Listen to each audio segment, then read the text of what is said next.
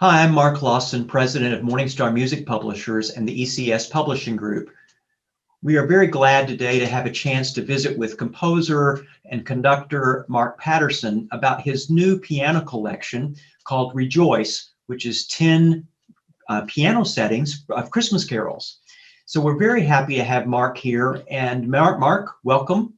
Thank you. Great to be here and great to be with you, Mark. You've been an active composer and conductor for a number of years. How did you get started writing? My first composition was really when I should have been practicing the piano. I think I started composing was a deviant behavior for me. As a kid, I would practice for about 5 minutes, and then I'd think, okay, now let's just make up stuff. And truly, I share this with young composers sometimes. Truly, at the time, I really felt like I was doing something I wasn't supposed to be doing. It felt like deviant behavior, honestly, because I was really supposed to be practicing. But what I was doing was just fiddling around and taking those tunes, folk tunes and hymn tunes, and making up my own settings of them. And as I got to have more music theory knowledge and more music training myself and more skill at the piano, I started to write those down and do more with them. And the other step in that process for me is I had some teachers, some choral conductors who believed in me enough to say, hey, I heard you wrote a piece, why don't we sing it? Or why don't That's you play great. it? And so I had some people who, even though those pieces were rough, those pieces were rugged and probably horrible, but a teacher, somebody believed in me enough to say, let's try that out and let you feel what it feels like to be a composer. So I'm thankful Yeah. for that. Well, I know that your primary job is as a church musician. So I'm sure there's some practical aspects about that come into play when you're writing these piano arrangements. Are you mostly using them for preludes and offertories, or how are you incorporating them in your worship? Right. This Christmas collection, this is my first time to do a Christmas collection for piano. And this really came about this year during the pandemic in a time of need, because our choirs were not singing. We didn't have any singing going on in the service. So all of a sudden, everything that was a singing slot became an instrumental moment, and which most likely was organ or piano. So me being the piano end of that equation, it was time to come up with a lot of piano music kind of fast. And, especially Christmas, people, they want to hear those familiar carols, they're longing to hear those. I think especially this past year, that was, a big comfort for us to be able to hear those familiar carols. And so really fast, I realized, okay, I need 4 pieces per Sunday that I'm playing. I need a prelude, an offertory. We made the anthem, an instrumental anthem, and a postlude. And so, it was like ready, set, go. You better figure something out to play, Patterson. And so I honestly, that's where those carol arrangements came from. Some of them had been things I've been playing around with in my mind for a little while, but it was time to get them on paper or on Mm-hmm. computer. Mm-hmm. So they were used for preludes and postludes a lot of times. Some of these pieces are a little bit shorter than maybe a concert length piece, so that they can fit nicely for a prelude or postlude. Mm-hmm. And then we would use one for an anthem as well. So Mm-hmm. very I've useful. noticed during this time of online worship, a lot of churches are using shorter reflections, things like that after prayers that normally might have been a choral slot, even that they've used piano pieces. So Right. that came to mind with some of those shorter pieces as well. Right, and that's kind of, there's a functionality to that these shorter pieces, I can use them in more places. And for us too, our service time got shrunken. So we went to a 30-minute service where we were doing a full hour. So that 4.5-minute piano solo that you might have played last year, that's so 2019, we couldn't do that. And so yeah, these shorter pieces really came in handy for Yeah. us. Well, as you know, I do a lot of conferences and conventions, and one of the things that sometimes happens is people walk into the booth and they pick up a collection from a composer that they might not know, and they'll say, tell me about what I should expect from this composer. So Yeah. let's suppose somebody does that with a Mark Patterson collection. What should they expect to see?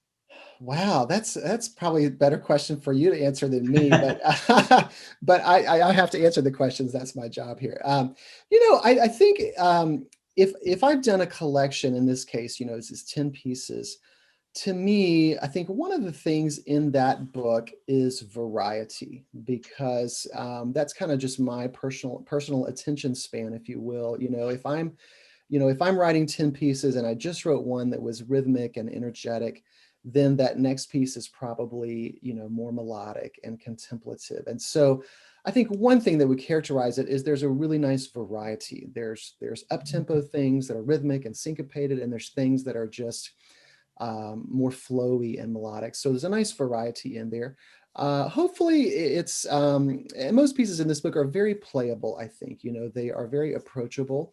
I think in December, we all have less time as church musicians. It's like you might have time to practice that piece for September, but wow, when it comes to December, we're all just in that cone, we're in that squeeze of time. And so I think that they're all pretty approachable. And so I would say Right. variety, approachability, and then hopefully, I think there's a certain creative elegance to many of them. Mhm. That's not necessarily a difficult thing, but hopefully a sense of creativity that makes them fresh, and an elegance that makes them fit the worship setting.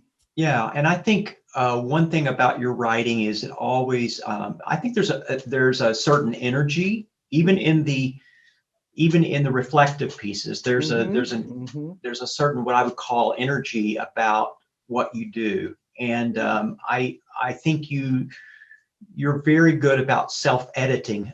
You don't go on past where you should go sometimes, I think. Yeah. So Well, I think thank you. that's one of your good traits. Thank you. So I'll joke sometimes, but this is so true. No one has ever asked me to write a longer piece. No one, you're working with editors, of course, you get things, oh, could you do this? What do you think about changing this? And no one has ever said, could you make that piece longer? So, for yeah. better or for worse, there you go. Yeah. Well, there's some wonderful titles in this book, but do you have any particular favorites? I do. I do. They, of course, they're all your little babies, your little creative children.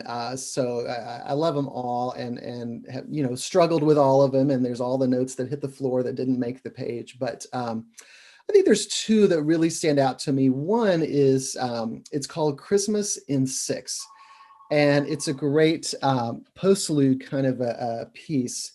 At least that's what I wrote it for. And Christmas in Six is really just a fun thing for the pianist to do. When you are playing the postlude, you realize that not everybody's listening. They're really thinking more about lunch than anything else sacred. And so for me, and this may just be my personality, but I know some of these church musicians out there, for me, there's a sense of mischief that creeps in, because you start to think, okay, people aren't really listening. Could I sneak a little bit of Gilligan's Island theme in this? Or something like that, so we get creative mischief. Well, this doesn't have Gilligan's Island in it, but Christmas in Six weaves in 8 different carols, all in the span of 2-ish minutes, that are all in 6/8, and includes actually one carol that was never meant to be in 6/8, but it got put in there. So it's just a really fun something to play on the last Sunday you can get away with Christmas songs.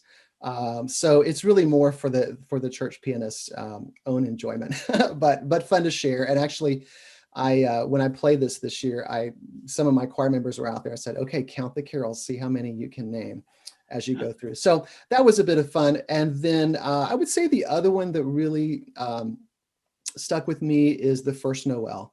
I love that melody, that English carol. And I wrote that one really for Christmas Eve. Christmas Eve has Christmas Eve has its own vibe. And Yeah. you church musicians, you understand this. You're exhausted. The entire month of December has kind of ground you into this little emotional pulp. And then you sit down at 11 o'clock on Christmas Eve night, and out of that exhaustion, there's this holy moment that comes. Mhm. And so this First Noel setting is really for that, just to kind of, it was our prelude for Christmas Eve, just to kind of, let the waters just kind of flow over you. So Yeah. That's hope wonderful. people enjoy Wonderful. that. Yeah. Well, I want to encourage those of you that are watching this to take time to go look at our website, and you can see samples of the PDFs for this collection, as well as some MP3s. And so we hope that you will enjoy taking a look, hope that it's something useful to you. So Mark, thank you very much, and we wish you continued success in all that you're doing. Thanks for joining us. Thank you. Thanks so much for having me, and hope everybody enjoys the new collection.